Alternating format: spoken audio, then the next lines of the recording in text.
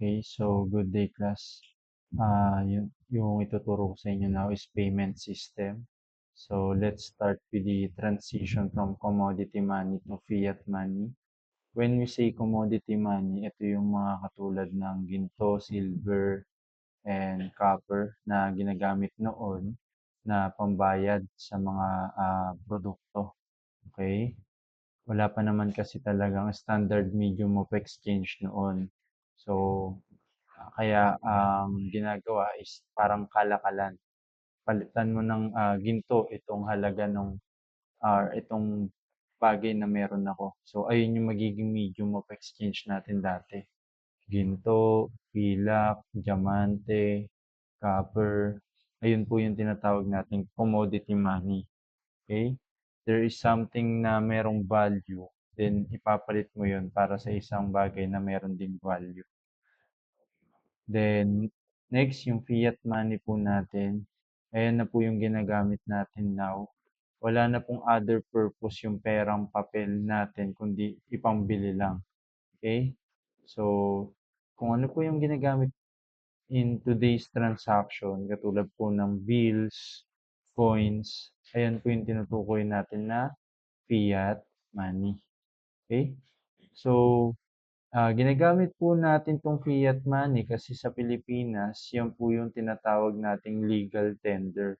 When you say legal tender, ito yung acceptable mode of payment, okay, sa Pilipinas. Then, meron po yung certain limit sa pag-o-offer po ng payment. Hindi rin po pwedeng puro barya yung ibayad mo.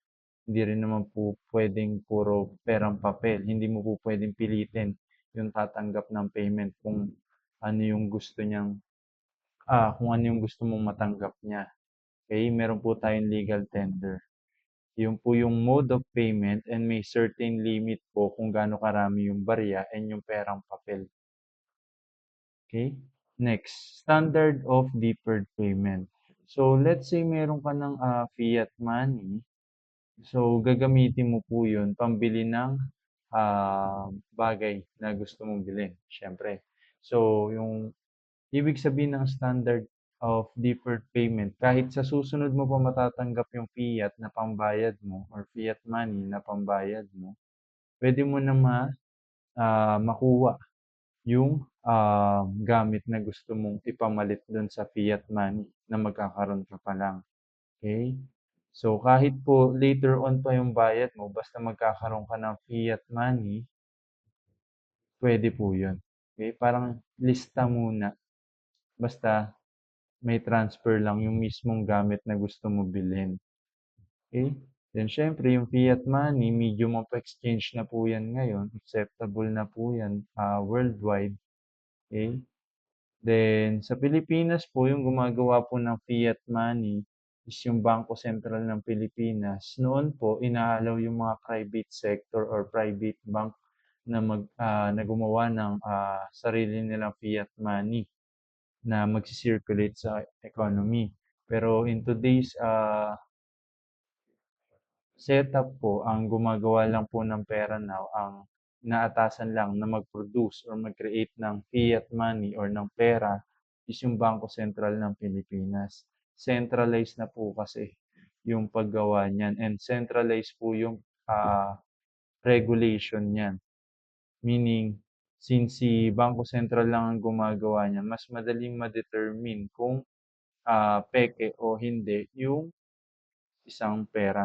Okay? Sila po yung maglalabas ng kanilang parang standard kung ano yung basihan para masabing peke o hindi yung pera. Kasi sila lang rin yung gumagawa na. Okay? Next po. The importance of checks. Yung importance po ng check, syempre alam naman po natin, mas pinapadali niya yung transaction. So, hindi rin po kasi ideal na kung makikipag-transact ka, puro points or bills yung dala mo. For example, yung halaga ng transaction nyo, 1M, tapos dala mo 1 million coins. So, hindi siya ideal, hassle yon sa part mo. Tsaka, for example, um, meron kang bibilhin, eh, malaki-laki yung amount nga na kailangan. Hindi rin naman puwedeng puro perang papel lang yung dala mo. Eh, malay mo walang barya yung, pagbibilhan mo. So, yung cheque po, let's say meron ka nito, kahit na walang baryang dala yung kausap mo or walang dalang perang papel pamalit, through checks, puwede pong, maging way 'to para hindi na niya bitbitin or 'di na magkaroon ng burden sa part nung ka-transaction mo na iisipin niya pa, paano niya 'to papabaryahan, okey? Puwedeng diretso na po agad dun sa account niya.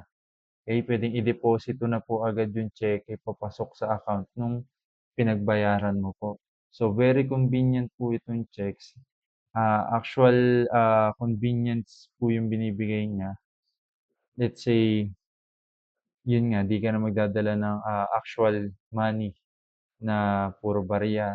Ayun na po yung pinaka-important nun, eh. Kaya nga po natawag na convenient way to settle transaction. Next, 5 most desirable outcomes po. So, ano po ba yung important ng, magkakaroon ng payment system? Una po is yung, security, okay. For example po yung pera is daraan ng bangko. Siyempre ang purpose kaya tayo nagpapadaan ng pera sa bangko para mas secure yung transaction, merong record, may proof of payment sa side ng payor or nung nagbayad, then may proof of receipt naman sa part ng tumanggap.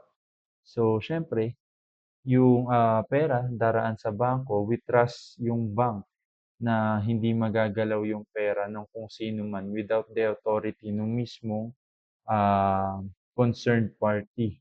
Okay? Kasi nga po, kaya nga rin po naging centralized yung bank ng mga transaction kasi mataas yung security niyan at maganda yung payment system diyan kapag dumaan yung mismong pera diyan, okay. Then siyempre efficient din po, less hassle sa part mo, 'di ka na doon sa pupunta doon sa mismong lugar kung saan nasaan yung pagbabayaran mo. So, through bank, mas napapabilis yung transaction, less hour din yung kino-consume. Then, sa part naman ng mga taong nagha-handle ng mga receipt or ng mga payment from other people, less na rin po yung hassle sa kanila kasi through banking system or through efficient payment system, katulad po ng pagpapadaan sa bangko, mas napapabilis yung transaction and mas smooth, okay. Less hours na kino-consume, less burden or effort sa part ng, nagpa-process ng transaction.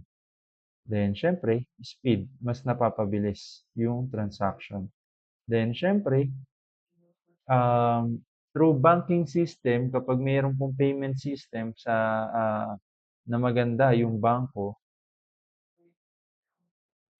yun po yung ina-adapt mostly, okay. Kaya nga po in today's setup, puro bangko po or puro banking transaction yung nangyayari lalo na kapag malalaki ang amount, mabilis i-process, mataas yung security, less hassle, okay.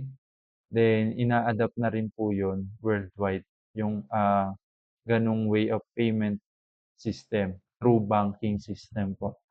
Then effective collaboration among participants in the system. Siyempre po yung government mas nare-regulate niya yung pera na dumaraan sa bangko. Kasi yung bangko, hawak po yan ng BSP, okay. Nare-regulate po yan ng BSP and yung BSP po is under ng government. Next, we have here digital or electronic money. Promotes cashless society. So, para less hassle po, kung pamilyar naman na kayo diyan, GCash, PayPal, GoTyme, PayMaya, cryptocurrencies, and other online banking transaction. So, ginawa po ito or yung rationale bakit 'to ginawa or yung purpose nito is para mas maging efficient yung pag-transfer ng pera, mas mapadali yung transaction. Yun lang naman po yung purpose nito, okay. And this, digital banks or digital money, they act like a bank na rin po, okay. Kung mapapansin niyo, for example, si GCash, tumatanggap siya ng deposits more than 20 persons. So, then nagle-lend din siya ng pera, nagpapahiram din siya ng pera and meron siyang mga features na pwede kang mag-save na mag-e-earn ng interest yon.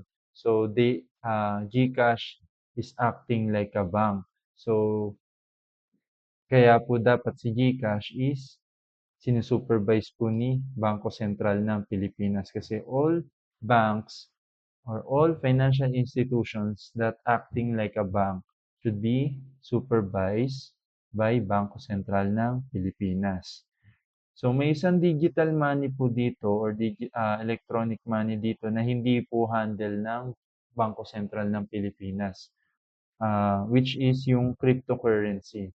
Cryptocurrency po is decentralized mode of payment. Okay? Hindi po ito regulated by BSP and hindi po ito namomonitor ng government. Okay? Cryptocurrencies po, dumadaan po yan sa decentralized website, okay, or decentralized medium of exchange wherein less na po yung transaction fee na babayaran dahil hindi nadaraan sa mga bangko. Okay? Although meron pa ring minimal transaction fee, pero mas higit po na mas mababa compare sa charges ng mga banks. Okay? Kaya minsan dito na po or madalas ginagamit na to ng ibang tao sa pagta-transact nila, cryptocurrency. Okay? Yung cryptocurrency po, hindi rin po siya stable na money or hindi po stable yung value niya. It fluctuates or yung value niya nag-volatile po, okay? It changes drastically. Kumbaga malala po yung pagbabago sa price niya or sa value niya kahit short period of time lang. Okay? Dito po, pag pinasok niyo po itong cryptocurrency, the reward, alam natin na malaki. Kaya lagi kung maririnig nyo kapag may mga yumayaman sa crypto because the reward, mataas yung reward. Okay? Then, alam naman natin pag mataas yung reward, the higher the risk din na iti-take. Okay? Next. So, yun lang yung cover ng ating payment system for today. So, I hope meron po kayong naintindihan dito sa topic natin today. So, next topic po natin is ipapaliwanag ko naman po sa inyo yung ah, paano kinukuha yung mga yung value ng pera. So, pinospone ko po muna yung time value of money natin since mas kailangan po ng detailed calculation sa pag discuss ng time value of money. And prepare nyo po yung inyong mga calculator sa next meeting po natin. Then, magkakaroon din po tayo ng quiz and recitation for our face-to-face meeting. Be ready po. So, yun lang. Salamat.